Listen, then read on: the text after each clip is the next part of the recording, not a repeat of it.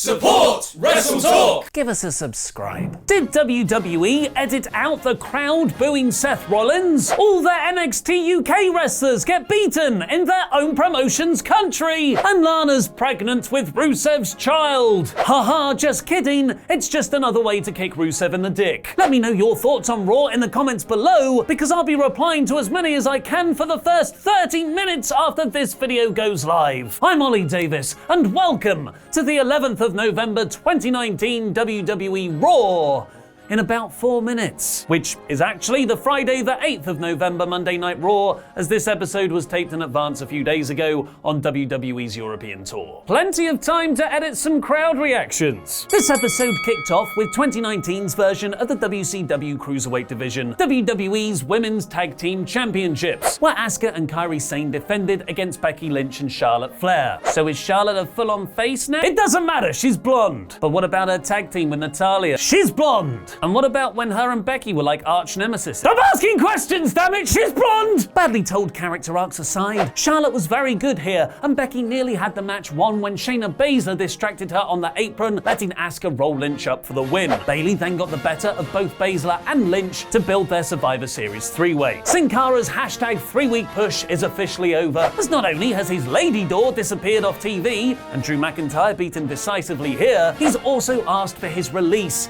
Watch the WrestleTalk news later to find out the whole story. The Singh brothers escaped from the ring in their 24/7 title defense against R-Truth, which wasn't funny, and then got a sofa thrown at them by Rowan backstage, which was funny. Next came an open challenge from Seth Rollins in WWE's latest attempt to make him cool again. But according to live reports, the mixed reaction heard on the episode was even more negative at the taping. As Wrestling Inc. writes, Seth Rollins comes out to a very mixed reaction. The boos take over, and Rollins looks like he loses his train of thought for a few seconds. He tells the crowd to keep that same energy when it's hard to hear him at points. As you can always hear Rollins on the TV broadcast, it implies either the crowd noise was brought down or a section of heavy boos was edited out completely. And if you're trying to make Rollins cool again, the following angle was a misjudged way to do it. Walter, arguably the best big man wrestler on the planet with numerous 5-star rated matches in the last few years, answered the challenge. But his first main roster match was wasted with him suffering a DQ loss when his Imperium faction jumped Seth just minutes in, which transitioned into an 8-man tag against a random assortment of babyfaces, with Rollins being joined by the Street Profits and Kevin Owens, whose sole character trait is now running out to join multi-man tag matches. There was some fun action, particularly with KO's superkick heavy hot tag and a crazy Montez Ford dive which got more commentary desk than Walter. But Seth pinned Alexander Wolf with a stomp, meaning the NXT UK Champions faction was beaten in the UK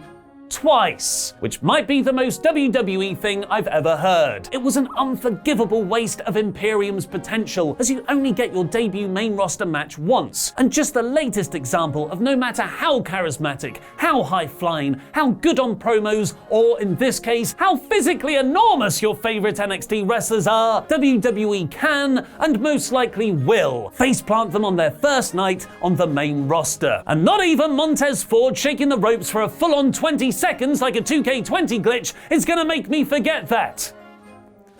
Although it's very funny.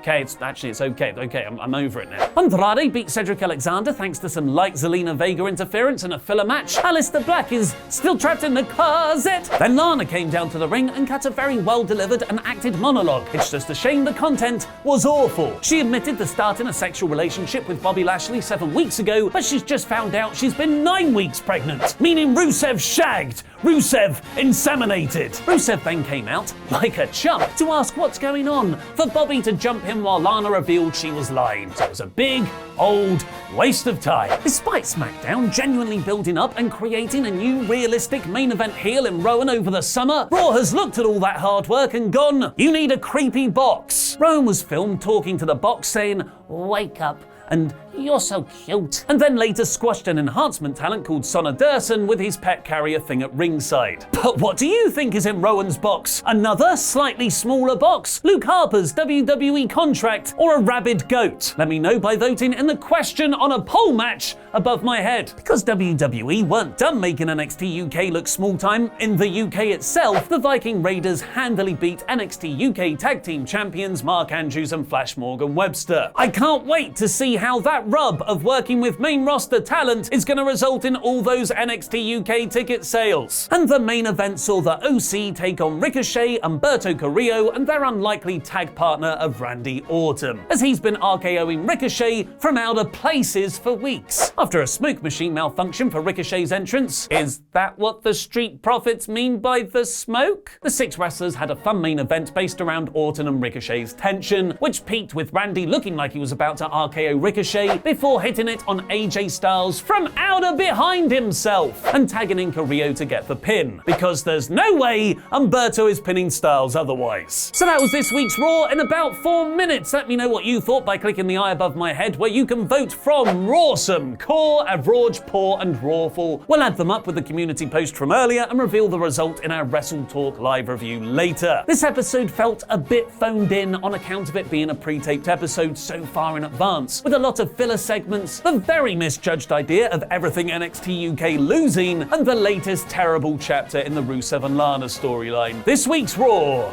is poor. There's been a real backstage fight in AEW. Find out all the details by clicking the video on the right. And did Jon Moxley and Kenny Omega's Lights Out match go too far? Join in the debate by watching our WrestleTalk review of Full Gear by clicking the video below that. I've been Ollie Davis, and that was wrestling.